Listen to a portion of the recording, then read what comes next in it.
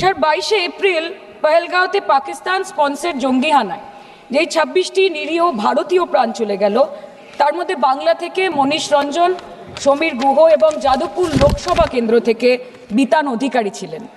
তার বাড়ি আমি গেছিলাম। ছেলের কফিনের সামনে 80-85 বছরের বৃদ্ধ বাবা মা বিধ্বস্ত অবস্থায় দাঁড়িয়ে আছে। আতঙ্কিত ছোট্ট একটি বাচ্চা কাঁদতে কাঁদতে এ ঘর থেকে ও ঘর দৌড়োদৌড়ি করছে এবং উদ্ভ্রান্ত বউ বিলাপ বকে চলেছে।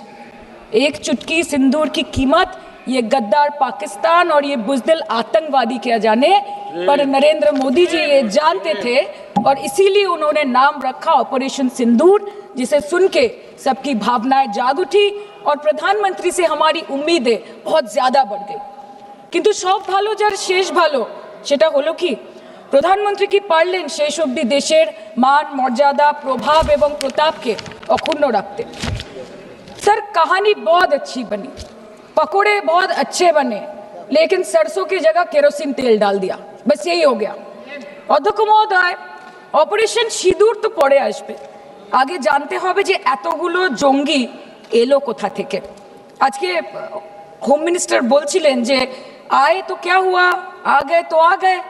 স্যার এরকম ভাবে হয় না, যেখানে হাজার হাজার টুরিস্ট পৌঁছতে পারলো, সেখানে যেখানে 4 জন জঙ্গি পৌঁছতে পারলো, সেখানে কেন 10 জন পুলিশ পৌঁছতে পারলো না, এটা আমরা জানতে চাই। सर हम बोलेंगे कि आपने घर में घुस के मारा तो आप बोलेंगे देश प्रेमी।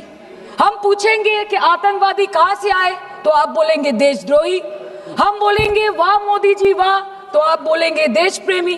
हम बोलेंगे नरेंद्र मोदी जवाब दो तो आप बोलेंगे देशद्रोही।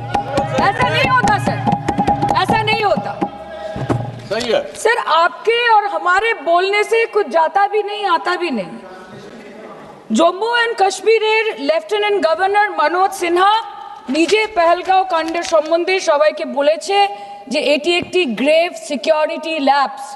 যদি সত্যি এটি একটি চরম নিরাপত্তা ব্যর্থতা হয়ে থাকে, তাহলে কেন ইন্টেলিজেন্স ব্যুরো প্রধানকে কোনো জবাবদিহি করা হলো না?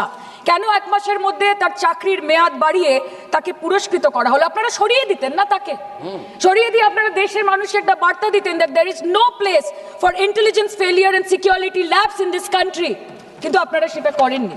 shame extension 1 साल का। কালকে আপনারা বললেন যে জয় পান্ডা বল रहे थे कि অপারেশন মহাদেবে হয়তো 1 জন জঙ্গি মারা গেছে, আজকে হোম মিনিস্টার বলছেন 3 জন মারা গেছে।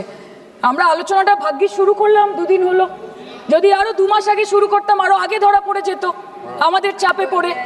আমরা তো জানি যে কি হচ্ছে, যে স্বরাষ্ট্রমন্ত্রী গতবার সংসদে এবং নির্বাচন ক্ষেত্রে গিয়েও বহুবার এবং আজকে অবধি বলেছেন যে পাক অধিকৃত জম্মু এন্ড কাশ্মীর আমাদের এবং আমরা সেটা যেন তেন প্রকারে নিয়ে ছাড়বো। আমি জানতে চাই যে এত একটা সুবর্ণ সুযোগ থাকার পরেও আমরা কেন এটা হাতছাড়া করলাম? आपने ईंट का जवाब ईंट से दिया, देश चाहता था कि आप ईंट का जवाब पत्थर से दें। पहले बोलते हैं कि पीओके हमारा है, लेके छोड़ेंगे, आज बोल रहे हैं डे 1 से हम तो नॉन एस्केलेटरी है, वो मारेंगे तो फिर हम मारेंगे, फिर वो मारेंगे, फिर हम मारेंगे, वो 2 मारेंगे हम 10 मारेंगे, वो 26 मारेंगे हम 100 मारेंगे। उरी होगा, बालाकोट होगा, पुलवामा होगा, उसके बाद और कोई अटैक होगा, फिर पहलगांव होगा, फिर ऑपरेशन सिंदूर होगा, सिलसिला चलता रहेगा, जान जाती रहेगी। राजनाथ जी कल बोल रहे थे सर के युद्ध उन्हीं के साथ होता है जो आपके बराबर हो। इसमें बराबरी की कोई बात नहीं है। श्री राम और रावण क्या बराबर के थे क्या? नहीं थे ना। धर्म पे अधर्म की बात होती है, न्याय पे अन्याय की बात होती है, ऐसे नहीं होता सर। वो कल बोल रहे थे कि आप छोटी छोटी चीजों को नजरअंदाज कीजिए, रिजल्ट क्या है वो देखिए, पेंसिल टूटा कि नहीं, परीक्षा हॉल में लेट पहुंचे कि नहीं, ये सब इम्पोर्टेंट नहीं है। अरे सर, यहाँ पे तो चाचा चौधरी ने पेपर लीक कर दिया ना, तो अभी आप फर्स्ट आए या लास्ट आए उससे क्या फर्क पड़ता है? तो बच्चे का स्कूल चल रहा है क्या? आज इस चर्चा के 2 भाग हैं। पहला भाग है पहलगाम पर हुआ अटैक और दूसरा ऑपरेशन सिंदूर। पहलगाम पर जिस तरह से अटैक आतंकवादियों ने किया, वो नागरिकों पर अटैक नहीं, वो मानवता पर अटैक है। आतंकवादियों ने धन पूछकर उनकी पत्नी के सामने, माँ के सामने, परिवार के सामने, बहनों के सामने सारे जो हमारे देश के नागरिक हैं उनको मार दिया। हम लोग ये पूरा देश वो चित्र कैसे भूल सकता है जब एक नवविवाहित महिला लाल चूड़ी पहनकर अपने पति के शव के बगल में बैठी थी। इसने पूरे देश को झंझोड़ करके रख दिया था। लेकिन दुर्भाग्य की बात यह है कि आज भी हमारे देश में ऐसे लोग हैं जिनको पहलगाम से ज़्यादा दुख पैलेस्टीन के लिए होता है, क्योंकि ये उनकी राजनीति को फायदा नहीं देता। लेकिन जहां राजनीति के लिए कई लोग चुप्पी साध लिए, वहां हमारे यशस्वी प्रधानमंत्री ने राष्ट्र धर्म निभाया और उन्होंने महिलाओं के आंसुओं को ही नहीं पोंछा, पर महिलाओं के स्वाभिमान को और सम्मान को पुनर्स्थापित किया।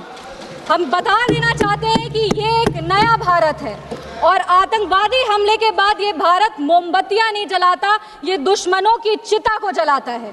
ये शांति चाहता है, पर शांति अपने शर्त पर चाहता है, और अगर अपने शर्त को नहीं पूरा किया जाए तो डिप्लोमेसी से डिस्ट्रक्शन तक का भी रास्ता जानता है।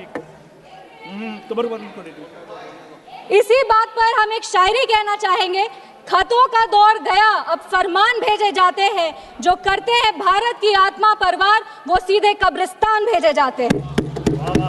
अभी अपने कांग्रेस के साथियों का बात सुन रही थी और वो कह रहे थे कि 1971 में इंदिरा गांधी ने ये किया है, 1971 में इंदिरा गांधी ने वो किया, पर वो कभी भी 1971 का क्रेडिट बिहार के बेटे जगजीवन राम जी को नहीं देते हैं, जो तब के रक्षा मंत्री थे। बांग्लादेश ने उनको 1971 का वॉर हीरो डिक्लेयर किया था, और रक्षा मंत्री होने के जंग के बाद भी उन्होंने सैनिकों के रिहैबिलिटेशन के लिए काम किया। लेकिन कांग्रेस पार्टी इसको कभी नहीं रिकॉग्नाइज करेगी, क्योंकि उनको दलित नेतृत्व से समस्या है। वो सिर्फ उनके साथ रहना चाहते हैं जो बाबा साहब के चित्र को अपने पैर पर रखते हैं। अगर हम ऑपरेशन सिंदूर की बात करें तो ये सिर्फ टेरर लॉन्च पैड्स को ध्वस्त नहीं किया, ये पूरी की पूरी तरीके से पाकिस्तान के हौसले को ध्वस्त कर दिया है। लेकिन एक आश्चर्य की बात है मैम, और आश्चर्य की बात यह है कि हमारे दुश्मन देश में एक युवा नेता है और एक युवा नेता हमारे विपक्ष में है। दुश्मन देश का सदन अलग है, हमारे देश का सदन अलग है, वहां के नेता अलग है, यहाँ के नेता अलग है, पर इनका सवाल एक ही है। विपक्ष का सवाल और दुश्मन देश के नेता का सवाल एक कैसे हो सकता है? मैं विपक्ष के साथियों को चुनौती देती हूँ कि अपनी राजनीति से ऊपर उठ करके कभी राष्ट्रहित की सोचनी चाहिए। अगर सरहद पर सेना लड़ रही होती है तो उनसे सवाल नहीं पूछे जाते, उनको सलामी दी जाती है। अगर विपक्ष की बात सुबह से सुने जा रहे हैं और उनकी बात को ध्यान से सुने तो वो बार बार कह रहे हैं कि सरकार ने सरेंडर कर दिया, सरकार ने सरेंडर कर दिया। सरेंडर से इनका विशेष लगाव इसीलिए भी है क्योंकि इतिहास गवाह है इन्होंने कितने बार विश्व के सामने भारत का सर झुका दिया है। 1962 में 14,500 वर्ग मील जमीन पर कब्जा कर लिया था। अमेरिका के तब के राष्ट्रपति ने कहा था कि भारत हमसे भीख मांगते हुए आया था। 1971 में वेस्टर्न मीडिया ने प्रधानमंत्री के बारे में जो भी कहा हो, उन्होंने हमारे देश के बारे में, भारत के बारे में कहा कि भारत एक धोखेबाज देश है और भारतीय एक